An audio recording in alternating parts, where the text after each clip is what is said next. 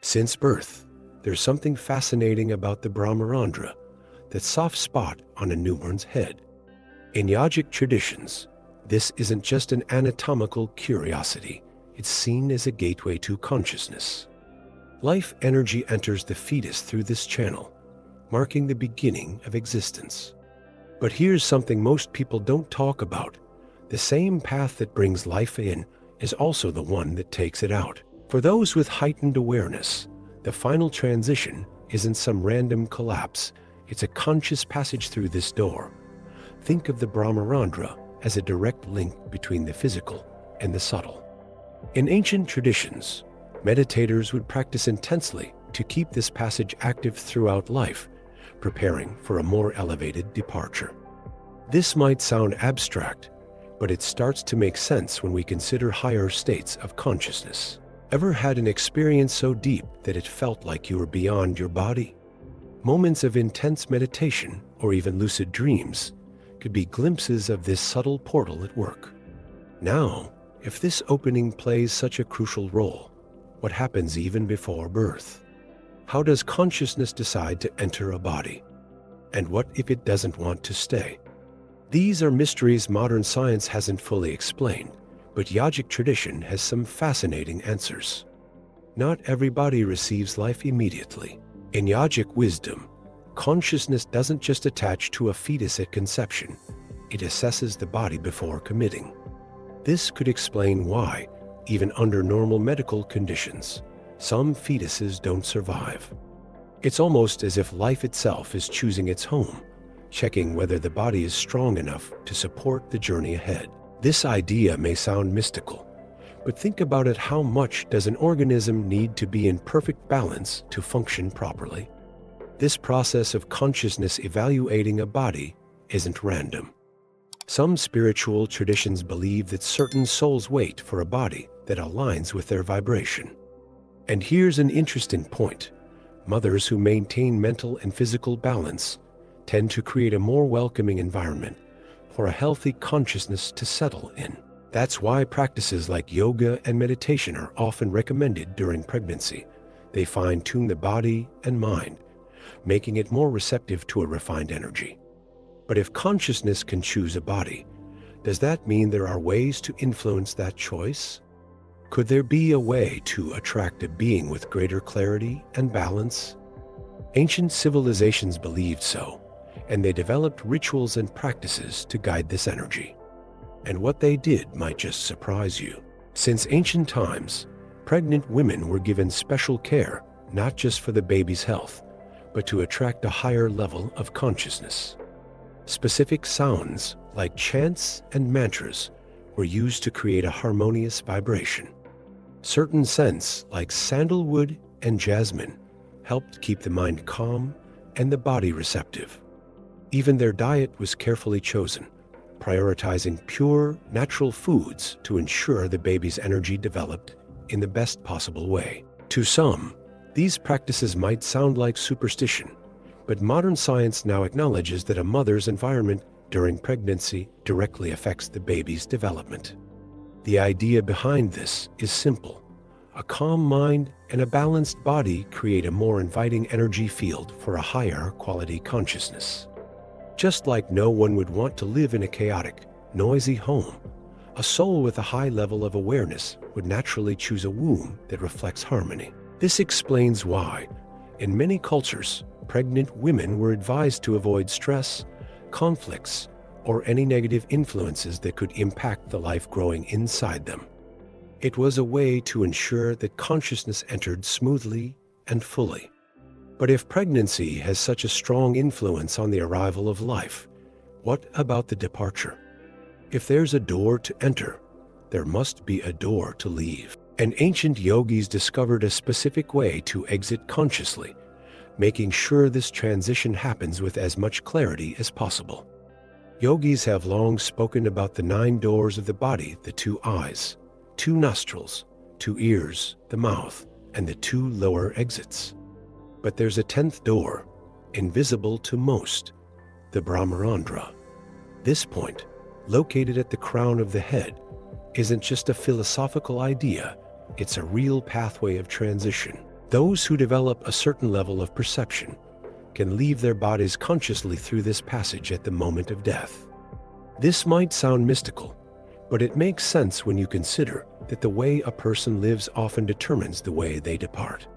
Many funeral rituals were designed to help with this transition.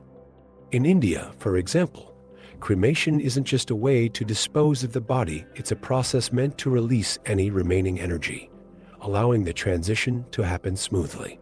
The idea is simple. Just as birth requires the right environment, death also needs certain conditions so that consciousness can move forward without resistance. And those who spend their lives practicing deep meditation or specific spiritual disciplines often show clear signs of this conscious exit.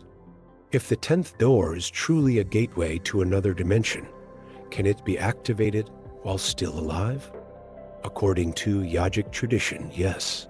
When a person's energy levels reach a certain peak, this center can be awakened, leading to a deeper perception of existence. But how does this happen? The answer goes beyond the physical body and into the realm of the higher chakras.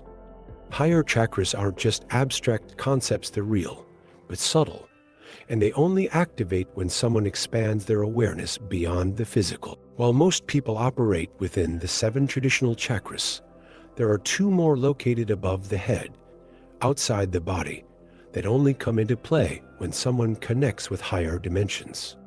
This explains why some people experience states of ecstasy during deep meditation, while others suddenly feel an expanded sense of awareness in moments of intense clarity. These aren't random events, they're signs that energy is moving beyond the limits of ordinary experience. As these centers awaken, the mind becomes sharper and intuition more refined. Great spiritual masters, like Sadhguru, often talk about how activating these points leads to a deeper connection with existence. But that doesn't mean you have to spend decades meditating in a cave to access them. Simple practices like focused meditation on the crown of the head, conscious breathing, and even spending time in high-energy places can help stimulate these centers. This activation doesn't just happen by chance. It depends on a genuine alignment of mind, body, and energy. And there's a practical way to tell if these centers are waking up. If you place your hand just above your head and feel a light pulse, warmth, or even a subtle sense of movement, it could be a sign that something is happening there. But what exactly does that sensation mean? Is there a pattern to this energy flow? And why do so many spiritual traditions describe this area as a connection point to something greater? If you've ever placed your hand above your head and felt a slight tingling, warmth, or a gentle movement of energy, it's not just your imagination, it's a real perception. The Brahmarandra, located at the crown of the skull, is a highly active energy center, especially for those who meditate or work on their consciousness. Some traditions describe this sensation as an infinity-like flow, a continuous movement that signals balance in the energetic system. This isn't just a theory. Many people who deepen their spiritual practices physically feel this energy manifesting in a tangible way. But what exactly does this sensation mean? Simply put, it's a reflection of your energy system's vitality. Just like your pulse shows signs of blood circulation, the energy you feel at the top of your head can indicate whether your subtle energy flow is functioning properly. In higher states of awareness, this sensation can even become a portal to deeper experiences, where the mind expands beyond everyday perception. And if you've never felt it before, there's no need to worry. There are practical ways to develop this sensitivity, like specific breathing techniques and postures that increase energy circulation. If the subtle touch of energy at the Brahmarandra is already so fascinating, imagine what could be done to consciously direct this force. In some Eastern traditions, stimulating key points on the head has long been used to enhance mental clarity and balance the nervous system. But how exactly does this practice work?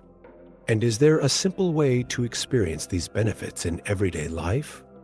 The head isn't just home to the brain, it also houses energy points that directly influence mental and emotional states. Acupressure, an ancient technique uses these points to balance the nervous system and bring more clarity. One of the most well-known is Do 20, located right at the top of the head. Gently pressing this point can help relieve anxiety, reduce stress, and even improve focus. In moments of tension, simply resting your fingers on this area for a few seconds can create a subtle sense of relaxation. Another key point is between the eyebrows, known as the third eye. This area isn't just linked to intuition in various spiritual traditions, it also has practical effects. Applying light pressure here can help ease headaches and calm a restless mind. The best part? This technique is so simple that anyone can try it anytime. Imagine being in the middle of a chaotic day, and instead of reaching for coffee or scrolling through your phone, you use your own hand to unlock a natural source of mental relief. Small adjustments like this can make a bigger difference than you might think. If pressing certain points on your head can shift your mental state, imagine what happens when you learn to consciously direct your own energy. This not only strengthens the mind, but also opens the door to deeper experiences.